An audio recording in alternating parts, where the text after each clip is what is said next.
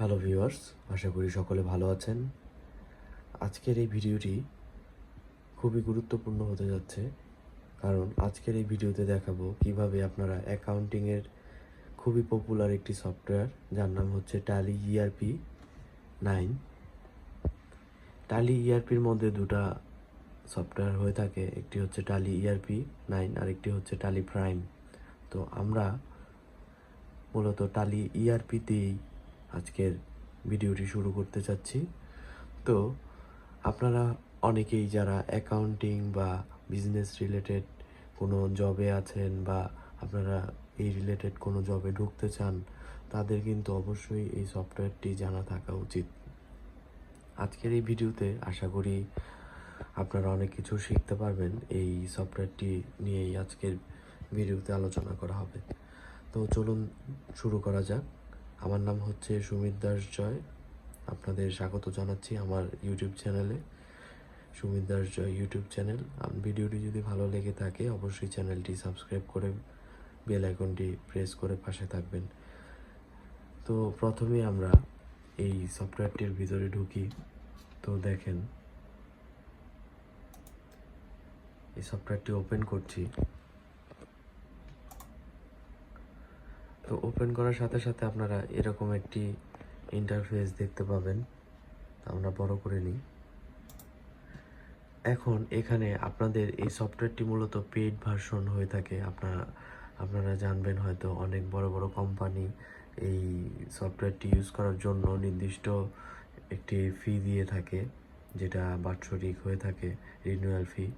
তো যারা ওই টাকার বিনিময়ে এই সফটওয়্যারটি ইউজ করে বা রিনিউয়াল ফি দিয়ে ইউজ করে, তারা তাদের নিজস্ব একটি কোড থাকে, কোড দিয়ে এই লাইসেন্স, এই যে অ্যাক্টিভ লাইসেন্স, এই অপশন থেকে তাদের এই সফটওয়্যারটি চালু করে নেয় এবং সেটার মাধ্যমে অটোমেটিক সেটা লগ ইন হয়ে যায়। তো আমাদের যেহেতু এটা ফ্রি ভার্সন, আমাদের এটা শেখার জন্য ভিডিওটি করা, সেই ক্ষেত্রে আমরা এখানে আপনারা যে কেউ এই সফটওয়্যারটি নামিয়ে আপনারা এডুকেশন মোড, এই মোডটি ইউজ করে ফ্রিতে এই সফটওয়্যারটি শিখতে পারবেন। তো আমরা চলুন এখানে দেখি। এই যে ওয়ার্ক ইন এডুকেশন মোড, আপনারা এটা চাইলে অল্টা ডাব্লিউ দিতে পারেন, তাহলে অটোমেটিক এডুকেশন মোডে চলে যাবে। অল্টা ডাব্লিউ যদি একসাথে প্রেস করেন তাহলে এডুকেশন মোডে চলে যাবে। তো আমরা এখন এডুকেশন মোডের মধ্যে এন্টার যাই। এন্টার দিলে এরপরে দেখতে পাচ্ছেন দুটি অপশন আসছে, একটি হচ্ছে silver addition mode, single user, এবং গোল্ডেন এডিশন মোড। এখানে কথা হচ্ছে, আপনি যদি একা ইউজার হয়ে থাকেন সেক্ষেত্রে আপনি সিলভার এডিশন মোডটি ইউজ করবেন, এবং আপনার যদি 10-12টা পিসি থাকে এবং আপনি যদি একটি গ্রুপ অফ কোম্পানি নিয়ে কাজ করেন সেক্ষেত্রে আপনার অবশ্যই গোল্ডেন এডিশন মোডটি ইউজ করতে হবে। তো লাইসেন্সের মধ্যেও এরকম দুটি অপশন থাকে, যেহেতু এটা এডুকেশন মোড, সেক্ষেত্রে আমরা এখান থেকে দেখতে পাচ্ছি কী কী অপশন মূলত এই ট্যালি ইআরপি প্রোভাইড করে। এই ট্যালি ইআরপি আপনারা অনেকেই জানবেন, এই ট্যালি ইআরপি হচ্ছে মূলত একটি ইন্ডিয়ান সফটওয়্যার। তো আমরা দেখি, এখন আমরা এই সিঙ্গেল এডিশন মোডের মধ্যে ঢুকলাম। দেখেন এখন এন্টার দিচ্ছি। তো এখন এখানে আপনারা টালির ফার্স্ট ইন্টারফেসটা ঠিক এরকমই হবে। দেখেন এখানে অনেকগুলো অপশন দেখতে পাচ্ছেন, accounts information, inventory information, accounting vouchers, inventory vouchers, import of data, balance sheet, profit and loss account, stock summary, ratio analysis, display. তো এখানে সর্বপ্রথম আপনারা যেই হিসাব বর্ষে কাজটি করতে চাচ্ছেন, আপনাদের প্রথম কাজটি হচ্ছে আপনার কোম্পানি ক্রিয়েট করা। এবং যদি কোম্পানি ক্রিয়েট থাকে পূর্বে, সেক্ষেত্রে আপনাদের এখান থেকে কোম্পানি সিলেক্ট করে নিতে হবে। F1 চাপ দিলে এখানে যদি আমার অনেকগুলো কোম্পানি থাকে, সেক্ষেত্রে আমি যদি এখানে নাম লিখি তাহলে লিস্টের মধ্যে চলে আসবে এবং সেটা আমি ক্লিক করে সেই কোম্পানি মধ্যে ঢুকে কাজ করতে পারবো। তো তো এখন আমাদের যেহেতু এখানে কোনো F1-এ কোনো কোম্পানি নাই, একটা মাত্র কোম্পানি আছে, সেটা হচ্ছে অটো মোটরস। তো এটার মধ্যে ঢুকলে পরে আমরা দেখব যে শুধুমাত্র অটো মোটরসই আছে। তো এখানে যদি আরও কোম্পানি থাকে সেক্ষেত্রে আপনারা এখানে লিস্টের মধ্যে দেখতে পাবেন, এবং নির্দিষ্ট কোম্পানিতে আপনি পাসওয়ার্ড এবং ইউজার নেম ইউজ করে আপনি ঢুকতে পারবেন। তো আমরা এই অটো মোটরসের মধ্যেই ঢুকলাম। এর পরবর্তী কাজটি হচ্ছে, আমরা যারা প্রথমে টালি ইউজ করতে চাই এবং আমরা বুঝি না, প্রথমে আপনাদের এভাবে কোম্পানি সিলেক্ট করে নিতে হবে। এর পরবর্তী কাজ হচ্ছে আপনাদের অ্যাকাউন্টিং পিরিয়ড, অর্থাৎ আপনি কোন পিরিয়ডে কাজটি করতে চাচ্ছেন। আমরা মূলত অনেক সময় 1 বছরের কাজ ক্লোজ দিয়ে ব্যালেন্স শিট করে ফেলি, যেমন 2024 সালে ব্যালেন্স শিট 2024-এর ডিসেম্বর মাসে ক্লোজ দিয়ে ফেলি, এরপরে জানুয়ারি 1 থেকে 2025-এর যে শুরু হয়। তাই আমাদের বছরটা আমরা কিভাবে কাউন্ট করতে চাই বা আমাদের অ্যাকাউন্টিং পিরিয়ডটা কি হবে, সেই ক্ষেত্রে আমাদের এই অ্যাকাউন্টিং পিরিয়ডটা চেঞ্জ করে নিতে হবে। এখানে যেমন 6 মাস থেকে 6 মাসের একটা অ্যাকাউন্টিং পিরিয়ড দেওয়া আছে, তো আমরা চেঞ্জ করে নিই। এই পিরিয়ডটা চেঞ্জ করতে হলে আপনাদের প্রথমে এখানে কিবোর্ডে দেখতে পাচ্ছেন, আশা করি দেখা যাচ্ছে, অল্ট্রা plus F2, alter plus F2 দুইটা একসাথে প্রেস করতে হবে। অল্টার প্লাস F2 প্রেস করার পরে আপনারা এখানে দেখবেন যে চেঞ্জ পিরিয়ড, চেঞ্জ পিরিয়ডের মধ্যে আমরা এখানে ফ্রম টু, তো আমরা যেই তারিখ থেকে এই পিরিয়ডটা সিলেক্ট করতে চাচ্ছি সেই ডেটটা দিয়ে দেব। আমরা মূলত অ্যাকাউন্টিং পিরিয়ড কাউন্ট করে থাকি 1 বছরকে। তো আমরা এখানে 1/1/2025 এবং এর আমরা এই হিসাবটা ক্লোজ করতে চাই 31/12/2025, অর্থাৎ আমাদের পিরিয়ডটা কিন্তু 1 বছরের নির্দিষ্ট হয়ে গেল 2025 সালের জন্য। এবার আমরা ইন্টার দিয়ে পিরিয়ডটা সিলেক্ট করে নিলাম। এখন দেখবেন যে এখানে কারেন্ট পিরিয়ড দেখাচ্ছে 1/1/2025 টু 31/12/2025। তো এখন আমরা এভাবেই কাজগুলো করে থাকব। তো এটা হচ্ছে জাস্ট প্রাথমিক একটি ধারণা। এর পরবর্তীতে আপনাদের অনেকগুলো এখানে অপশন দেখতে পাচ্ছেন। তো সবচেয়ে বড় কথা হচ্ছে, আপনার এডুকেশন মোডে যখন থাকবেন আপনারা একটা জিনিস খেয়াল করবেন যে অনেকে ভাবতে পারেন যে এডুকেশন মোড এবং এমনি নর্মাল টালি অ্যাক্টিভেট যে করা হয় সেটার মধ্যে কি পার্থক্য। এটার মধ্যে একটি পার্থক্য হচ্ছে, আপনারা এখানে ডেটটা চেঞ্জ করতে পারবেন না। এখানে ডেট বলতে কারেন্ট পিরিয়ডটা বোঝাচ্ছি না। এখানে আরেকটা বিষয় হচ্ছে, আপনি ধরেন কোনো একটা পোস্টিং দিবেন, আপনি সেখানে ডেট চেঞ্জ করতে পারবেন না এডুকেশন মোডে, বাট অন্য মোডে আপনি সেটা করতে পারবেন। অন্য মোড বলতে আপনি যদি এটা পেড ভার্সনটা ইউজ করে থাকেন সেক্ষেত্রে আপনি এগুলা সব কিছুই চেঞ্জ করে করে আপনি কাজ করতে পারবেন। তো এখানে দেখেন, আমরা প্রথম যে অপশনটা দেখতে পাচ্ছেন, এখানে অ্যাকাউন্টস ইনফরমেশন। তো এটার মধ্যে আমরা ঢুকি। অ্যাকাউন্টস ইনফরমেশনের মধ্যে গ্রুপ লেজার। তো দেখেন এখানে আপনারা অ্যাকাউন্টস ইনফরমেশনের মধ্যে ঢুকে এখানে দুইটা অপশন দেখতে পাবেন, একটা হচ্ছে গ্রুপস আর একটা হচ্ছে লেজার্স। তো লেজার্সের মধ্যে ঢুকে আপনারা যে কোনো লেজার ক্রিয়েট করতে পারবেন এবং যে কোনো লেজার কারেকশন থাকলে কারেকশন করতে পারবেন। জাস্ট এতটুকু বুঝলেই হবে এখান থেকে। এরপরে আমরা বের হই।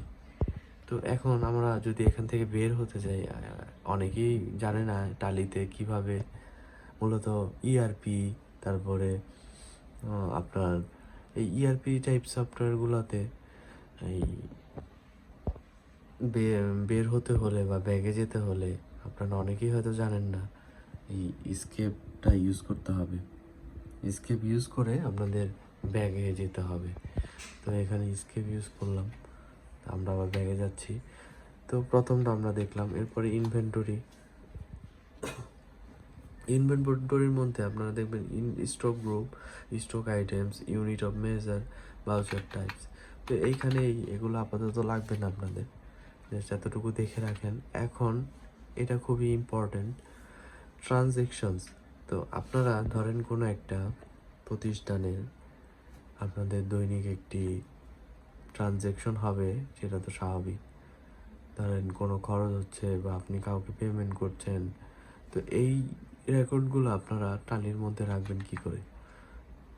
সেটার জন্য আপনাদের এখানে দেখেন ট্রানজ্যাকশনসের মধ্যে ঢুকে আপনাদের অ্যাকাউন্টিং ভাউচার সিলেক্ট করতে হবে। এখানে ঢুকেই একমাত্র আপনি পোস্টিং দিতে পারবেন যে কোনো লেনদেন। তো এইখানে ঢুকতে হলে আপনারা শর্ট ফর্মে ঢুকতে পারবেন, যেমন আলট্রা প্লাস ভি যদি ইউজ করেন তাহলে অটোমেটিক শর্টকাটে এইটার মধ্যে ঢোকা যাবে, কিন্তু আমরা যেহেতু এইভাবে ঢুকছি, তো দেখেন আমরা ঢুকলাম, ইন্টার দিয়ে ঢুকলাম। আপনারা আবার এটার অল্টারনেটিভ হিসাবে এই আলট্রা প্লাস ভি ইউজ করেন তাহলে কিন্তু আপনারা এটার মধ্যে ঢুকতে পারবেন ভাউচারে। আবার আপনারা যদি শুধু ভি ইউজ করেন তাহলেও কিন্তু ঢুকতে পারছেন। তো আমরা ভি দিয়ে ঢুকলাম, ঢোকার পরে এখন দেখতে পাচ্ছি আরেকটা ইন্টারফেস, নতুন একটা ইন্টারফেস চলে আসছে। এখন এখান থেকে আপনাদের প্রথমেই যে বিষয়টা নিয়ে আমি আলোচনা করলাম সেটা হচ্ছে ডেটটা কিন্তু এখানে এডুকেশন মোডে চেঞ্জ করা যাবে না, কিন্তু আপনি যদি অন্য পেইড ভার্সন ইউজ করেন, টালি ইউজ করেন, সেই ক্ষেত্রে আপনি কিন্তু এই ডেটটা চেঞ্জ করতে পারবেন, অর্থাৎ আপনি কোন ডেটে এই ভাউচারটা পোস্টিং দিতে চাচ্ছেন। তো ভাউচারটা যখন পোস্টিং দিতে চাচ্ছেন আপনার অবশ্যই ওই নির্দিষ্ট ডেটে পোস্টিং দিতে হবে, কিন্তু আপনি এডুকেশন মোডে কিন্তু সেই ডেটটা আপনি চেঞ্জ করতে পারবেন না। এখানে আমাদের 1 জানুয়ারি 2025 এটা ফিক্সড হয়ে আছে, কিন্তু আপনি যদি অন্য ইউজ করেন তাহলে আপনাকে F2, এই যে সবসময় মনে রাখবেন F2 দিয়ে আপনি ডেটটা চেঞ্জ করে নেবেন। এখান থেকে আপনার যে ডেটের পোস্টিং সেই ডেটটা চেঞ্জ করে সিলেক্ট করে নেবেন ফার্স্টে। এরপরে দেখেন এখানে অনেকগুলো অপশন আছে ডান পাশে, contra, receipts, journal, sales, purchase. তো আমরা মূলত এখানে অনেকেই আমরা জানি, শুনেছি, যারা অ্যাকাউন্টস ব্যাকগ্রাউন্ড থেকে অ্যাকাউন্টিং নিয়ে পড়াশোনা করেছি বা কমার্স ব্যাকগ্রাউন্ডে ছিলাম, আপনারা অনেকেই শুনেছেন কন্ট্রা এন্ট্রি, তারপর receive voucher, payment voucher, journal voucher, sales voucher, purchase voucher. তো এগুলো আমরা অনেকেই শুনেছি এবং আমরা এগুলোর সাথে পরিচিত, কিন্তু অনেকেই এগুলো নাম শুনেছি কিন্তু এগুলো ডিটেলস জানি না। বিশেষ করে এই জার্নাল ভাউচারটা খুবই আমাদের কাছে অপরিচিত, এবং বিভিন্ন ইন্টারভিউর মধ্যেও এটা জিজ্ঞেস করে যে জার্নাল ভাউচার কী জিনিস। তো যে কোনো অনগদ লেনদেন লিপিবদ্ধ করার জন্য বা একটা প্রমাণ হিসেবে এই জার্নাল ভাউচার মধ্যে আমরা এন্ট্রি দিয়ে রাখি।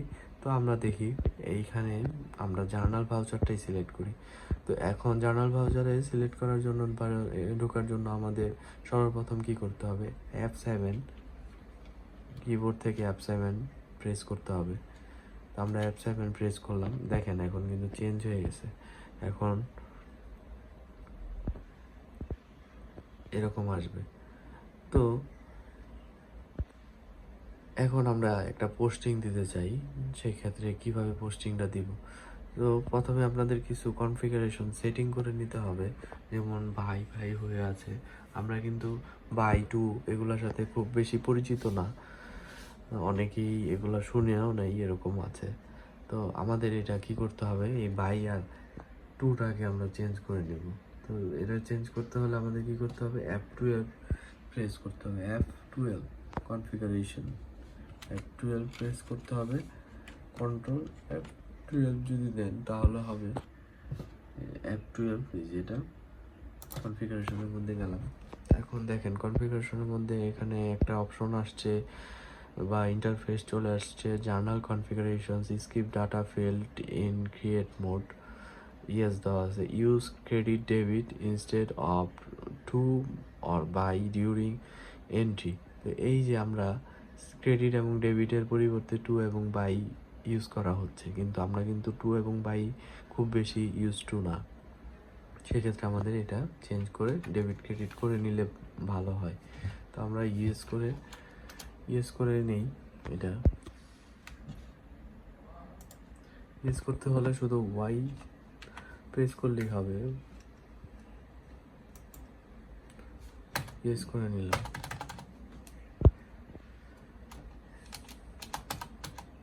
এখন দেখেন এখানে কিন্তু ডেবিট অটোমেটিক চলে আসছে, ডেবিট এবং ক্রেডিট। এখন আমরা যদি কোনো পোস্টিং দিই, আমরা যে কোনো একটা পোস্টিং দিই, আমাদের এখানে যেহেতু কোনো সেভ আছে কিনা দেখি, এখানে কিন্তু তেমন কোনো সেভ নাই।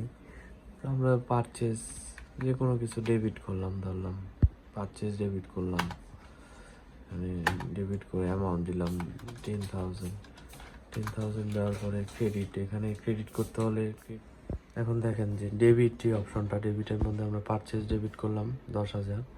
এখন এখানে অটোমেটিক ক্রেডিট কীভাবে করব, ক্রেডিট করতে হলে কিবোর্ড থেকে সি চাপ দিয়ে এন্টার দিলে ক্রেডিট অপশন চলে আসবে।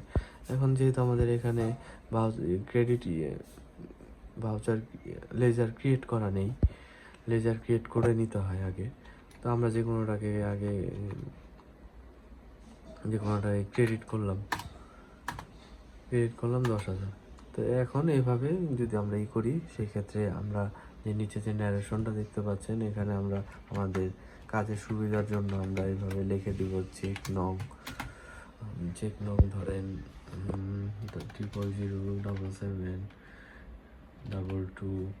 তারপরে আপনারা অনেকেই জানেন না ন্যারেশনটা কীভাবে প্রপারলি লিখতে হয়। আপনারা দেখেন ডেট, ন্যারেশনের পরে ডেট দিতে হবে, কত তারিখের এই চেকটা পেমেন্ট হয়েছে। এখন আমরা ধরলাম যে পেমেন্ট হয়েছে আমাদের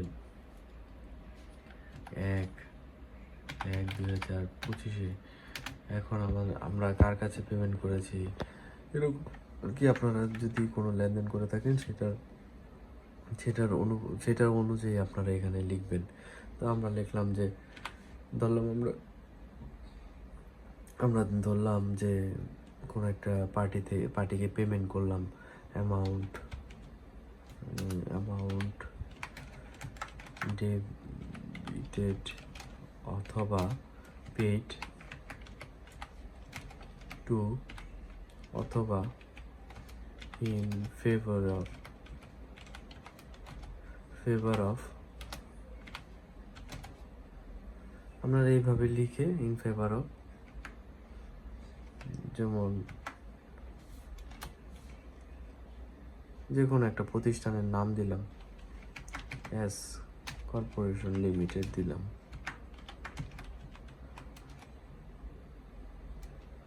বা এখানে আপনার যে নাম থাকবে, কি পারপোজ, যেমন যে কোনো কিছু কিনলাম, রিপেয়ারিং পারপোজ,